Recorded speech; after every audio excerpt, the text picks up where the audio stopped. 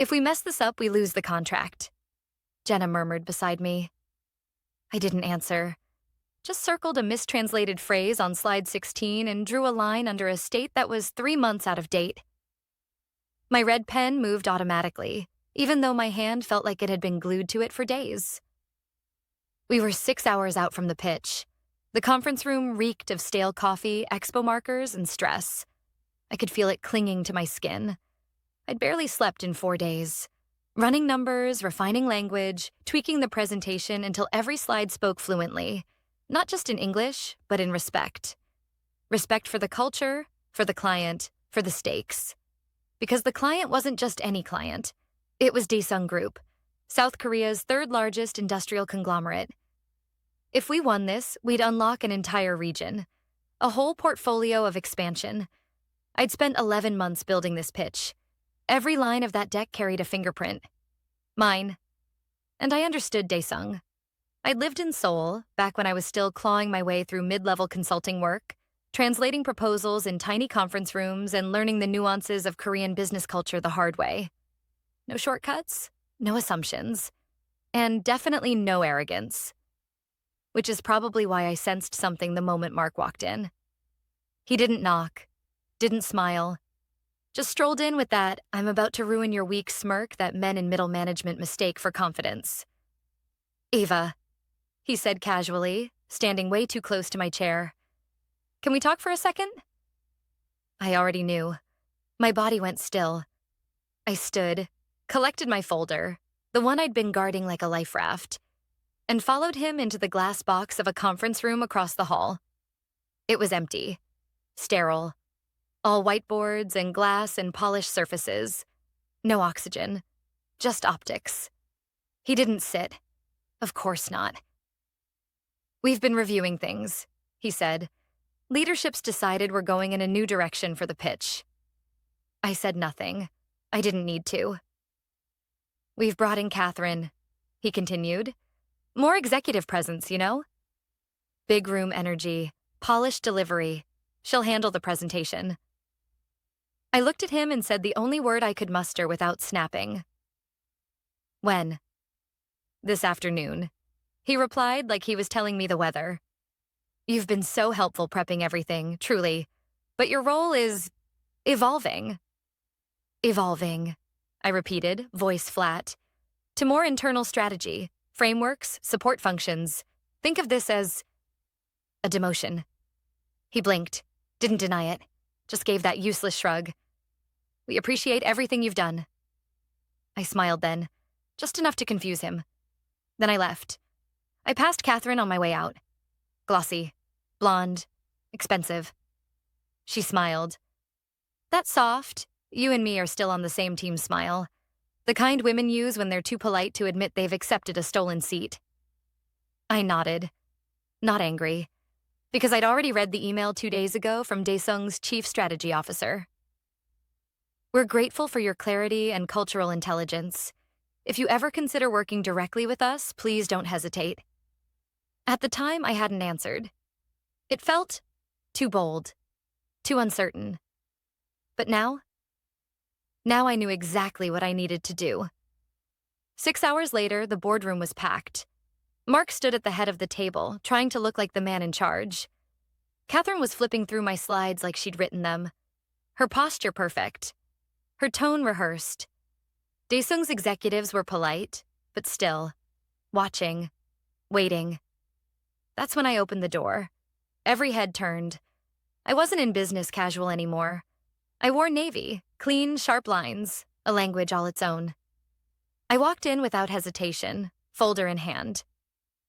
One of the Daesung men whispered something to his colleague. I heard it. I responded, in flawless, unhurried Korean. "My consulting fee is now 15%. I work for you. Let's begin." The tension cracked. One of the executives smiled. "Mark?" He didn't move, couldn't speak. Catherine just stared at me like the floor had dropped out beneath her heels. And me? I took the seat at the table, the one they tried to give away. No one said a word after I spoke. The silence stretched. Thick, uneasy, like the air had changed density. Then Daesung's lead negotiator, Mr. Kwan, gave a slow nod and leaned back in his seat. His expression didn't break, but I saw it. That flicker, recognition, not just of me, but of what this moment meant. They knew what Mark didn't. They knew I wasn't just someone who could recite numbers in Korean. I was someone who understood what not to say, when to pause, when to bow slightly deeper, when to hold eye contact just long enough to show respect, but not long enough to challenge it. Mark cleared his throat and took one awkward step toward the screen. "Well," he said, voice a little too loud. "Looks like we have a bit of a miscommunication." I didn't let him finish. Still calm, still seated, I looked directly at Mr. Kwan and said in Korean, "Please forgive the confusion. The team structure has recently changed, but I'm still responsible for the core integration strategy." One of the Daesung team members translated quietly for those who didn't speak Korean. I could tell from the murmurs that it landed the right way. Mark looked at Catherine. Catherine looked like she wanted to be anywhere else. I gave them one glance. Just one. Then turned back to the people who actually mattered. I spent the next 45 minutes doing the presentation I wasn't supposed to give. Slide by slide, walking them through the financial projections, the regulatory roadmap, the localization strategy. When they asked questions, I answered in Korean. Not because I wanted to show off, but because it was efficient, clear, human. That's what business was supposed to be. Not theater, not flash, just understanding, mutual ground, shared gain. And somewhere around slide 11, I saw it happen. Daesung shifted. They stopped listening like a client being pitched and started responding like a partner being heard. After the meeting, I thanked them in Korean, bowed, and left first, leaving Mark and Catherine blinking behind me. I didn't look back. I went straight to the elevator, my heels echoing through the hallway, adrenaline burning in my chest like a secret I hadn't let out yet. I didn't go back to my desk. I didn't say goodbye. I walked out of the building and got in the car I had called 30 minutes before the presentation began. Destination, the Daesung Hotel Suite. Yes, they'd invited me. 2 hours earlier, Mr. Kwan was already there when I arrived. He didn't waste time. "We'd like to work with you directly," he said. Not, "we're considering." Not maybe, just, "We'd like to." I let that sit for a second. Then asked, "Would it be structured through a contract with Daesung's US branch?" He shook his head. "We'd prefer to engage you as an external consultant through a third-party firm. Less politics, more control." I already knew the answer. I'd already bought the domain name. The LLC was filed 2 nights ago. "RC Advisory," I said. "Singapore-based. Clean, lean, discreet." He smiled. "We don't need flashy," he said. "We need fluent." After I left the hotel, I walked for a long time. Through the financial district, past the glass towers and startup banners, past the manicured plazas and overpriced coffee carts.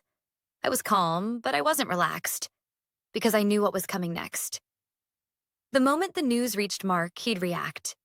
He'd panic.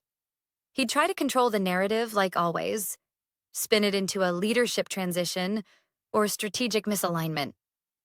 He'd never admit he'd just fired the one person who could close the biggest deal his company had ever chased. And Catherine? She was just collateral. She'd be thrown under the bus the moment she became inconvenient. But me? I was already building something outside their reach. By the time I got home that night, I had 3 emails. 1. From Daesung's legal team requesting contract terms. 2. From an executive at a Singapore logistics firm I'd met once at a summit, asking if I was open to independent advisory work. 3rd, and from Mark. Subject line, "We need to talk." I didn't open it. I just smiled, powered up my laptop, and opened the blank contract template I'd saved under the folder. RC Global Deals, Daesung Pitch, Phase 1. I adjusted the title, changed the fee structure to 15% plus success bonus, and added one note at the bottom. All communications will go through RC Advisory effective immediately. Then I hit send. By morning, Mark had left 4 voicemails. The first was cheerful. Too cheerful. Hey, Eva, crazy day yesterday, huh? Let's connect. I think there's a way to smooth this out. The second had undertones of urgency. Just looping back. There's some confusion with Daesung. Looks like they're trying to go around formal channels. Let's hop on a call. Today, if possible. The third? That one had a tremble under the surface. Ava, legal says Daesung sent over a draft contract with RC Advisory? What is that? Let's talk. ASAP. The fourth was short. Call me, now. I didn't respond to any of them. Instead, I sat in the quiet corner of a rooftop cafe in Singapore, watching the sun climb over the skyline like it didn't care about corporate power struggles. I sipped my coffee and drafted the onboarding documents for Daesung, outlined the payment schedule, project scope, and transition strategy. By 9 a.m., they had countersigned. RC Advisory had its first official client. 2 hours later, the chaos at Orbus Tech began to show. Jenna messaged me privately. Hey, just wanted to say I saw what happened. It was wrong. Catherine's freaking out. Mark's in the war room. No one knows what's going on. I didn't reply, but I bookmarked it. At 11:17 a.m., I received a WeChat message from Mr. Lee, a former client from our Singapore expansion project. We heard you may be working independently now. Can we schedule a conversation? By noon, I had 3 exploratory calls booked. 2 in Seoul, 1 in Tokyo. I wasn't hunting them. They were coming to me. That afternoon, I got the email I was expecting. Subject: confidential, immediate action required from Orbus Tech Legal. CC, Mark Hastings. Attachment NDA, non-compete, draft. The attached letter claimed I was in breach of contract for engaging with former clients. They used words like intellectual property, internal knowledge, and my favorite, company loyalty. I didn't even finish reading it before forwarding it to my attorney with the subject line, "The clowns are juggling." Within an hour, she responded with a single line. They never finalized your exit paperwork. There's no NDA, no non-compete, and we have proof they knew it. I'd always been thorough, painfully so. 6 weeks before Mark fired me, I'd requested a title clarification after he restructured my role. I had emailed HR, followed up 3 times, all logged, all time-stamped. The final thread? A casual Slack message from Mark himself. Let's not waste legal's time on Eva's paperwork. Just cut her access. Efficiency, he'd called it. I called it evidence. By 3 p.m., Orbus Tech stock took a small dip. Just 2%, but sharp enough to be noticed. Daesung had quietly canceled 2 internal meetings scheduled with Orbus. No explanation, just vanished from the calendar. Catherine was still sending follow-ups, still trying to secure the next call, still pretending the deck she didn't write was going to hold the deal together. I imagined her watching the read receipts sit unread, then disappear. That night, I got a call from Martin. He was one of Orbus's early angel investors. Older, sharp, the kind of man who speaks in balance sheets and boardroom whispers. He didn't ask how I was. He just said, "I've been hearing your name in places Mark can't reach." I said nothing. He continued, "There's an ethics committee meeting next week. A few of us want to know what really happened in that boardroom." I paused. Let the silence stretch. Then I said, "If the purpose is truth, I'll be there." He didn't thank me. He didn't need to. We understood each other. I closed the call and opened my laptop. A new message had come in. This one from a Tokyo-based AI firm. We'd crossed paths at a summit 2 years ago, back when I was still being introduced as Eva from operations. Now the email just said, "We heard about RC. Let's talk." I started drafting a proposal. Halfway through, I stopped. Not because I was tired, but because I realized something. This wasn't about revenge anymore. This was about air. After years of squeezing myself into rooms where I had to prove I belonged, explain my value, justify my voice, I didn't need to do that anymore. They gave me the exit I never had the nerve to take. And now I was building, through every door they thought they had locked. The first client didn't make a scene. They just stopped responding. Daesung sent a formal disengagement letter to Orbus Tech 2 days after the meeting. No explanation, no emotion, just a polite line about redirected strategic priorities and a signature at the bottom. Mark didn't say anything publicly. He couldn't, because if he did, he'd have to explain how they lost their biggest APAC deal, and why the client was now working with a boutique consulting firm they'd never heard of until this week. He probably assumed Daesung would come crawling back. He didn't realize they were already in a kickoff call with me. The second client wasn't even mine originally. It was a legacy account I'd only consulted on once, back when I was still just support. But I had remembered something from a conversation over lunch 2 years ago, a pain point they'd mentioned about cross-border compliance automation. So I sent a white paper. Nothing aggressive, no solicitation, just a quiet email from a personal address. Thought you might find this interesting. Hope all is well. They replied the same day. We've been wondering where you went. Are you available for consulting? I was. Meanwhile, Orbus Tech scrambled. They held emergency syncs. Mark's voice was everywhere, peppered across emails, video calls, internal memos. Trying to get ahead of the narrative. Trying to plug holes in a ship he hadn't noticed was already below the waterline. He launched a new deck, hired a freelance Mandarin interpreter who mispronounced half her phrases on the first call, assigned a junior project manager to regain traction with clients who'd already quietly looped me in. The team? They were unraveling. Slack channels went dark. Mid-tier managers didn't know who to report to anymore. One junior analyst messaged me anonymously.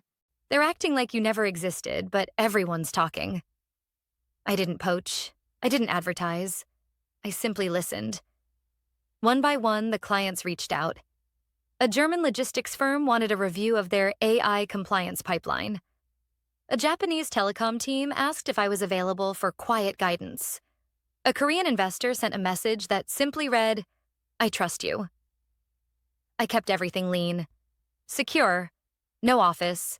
No website beyond a single page that said, RC Advisory, Fluent Strategy, Quiet Strength. Every email came from a burner account. Every invoice routed through encrypted channels. My assistant handled admin from a co-working space in Jakarta. My legal was Singapore-based and 5 steps ahead of Orbus Tech's reaction time. We were invisible, and that made us dangerous. Inside Orbus, things got louder. Mark tried to spin the narrative during an investor briefing. Strategic restructuring, he said, voice too rehearsed. Some accounts were reevaluated. New leadership is taking us forward. But questions came fast. Why had 3 core APAC clients disengaged? Why were contracts being frozen? Where was Catherine? And the best one. Why is our biggest former client's new advisor an ex-employee you fired without a finalized contract? Mark blinked, stuttered, blamed operational missteps. But the room had already turned. Shareholders don't care about apologies. They care about erosion. And they could feel it. I watched the live transcription on mute from my apartment in Seoul. I didn't smile. I just saved the transcript for later.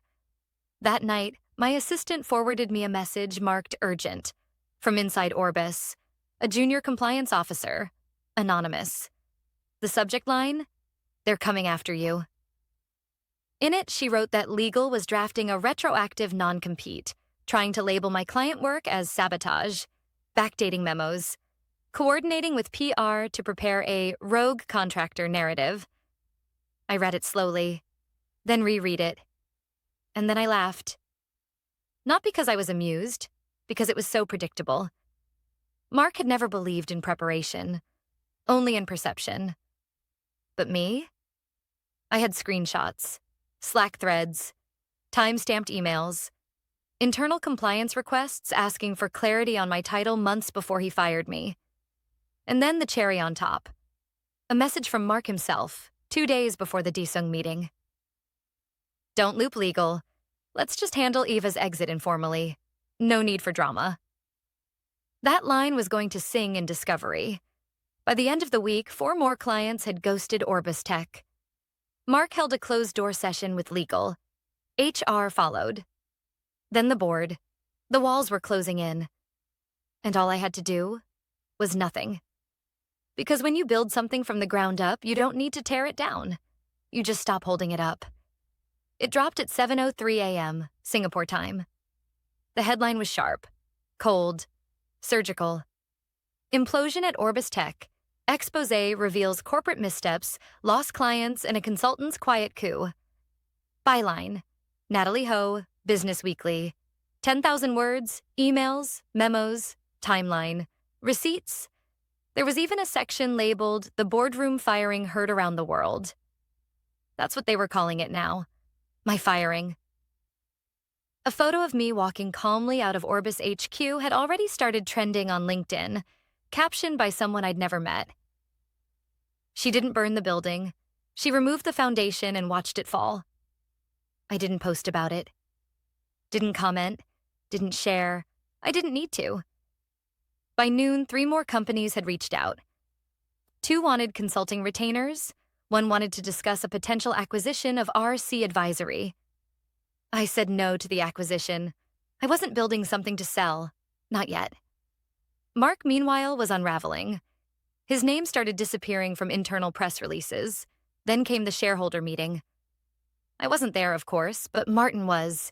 He'd flown from New York to sit in the front row with a hard copy of the exposé folded neatly in his hand. Mark opened the meeting like a drowning man, asking everyone to stop looking at the water. "There's been a lot of speculation," he said, "but we remain committed to excellence." Someone interrupted from the back of the room. "You mean Rebecca Chang?"